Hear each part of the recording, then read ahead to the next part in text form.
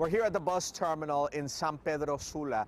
This is a symbolic part of this entire migrant crisis that we're living through, because this is where the caravan back in October left from. Since then, a number of caravans have left, all of them organized in social media. Now, during our time in Honduras, we were able to spend some time with different community organizations. We spoke to a young man who talked to us about leaving Honduras and that he is planning on coming here to San Pedro Sula, coming to this bus terminal. We spoke to him in Tegucigalpa.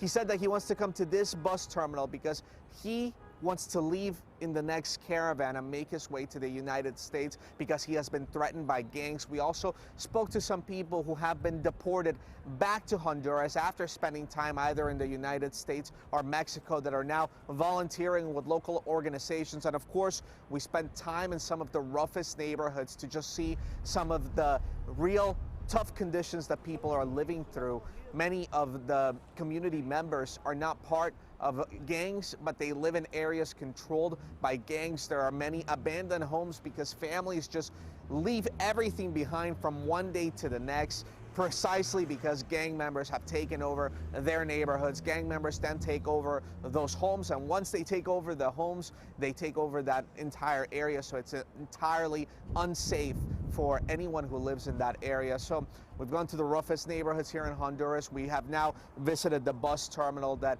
again, is very symbolic of what is happening here in the migrant crisis, because here is where the caravans start.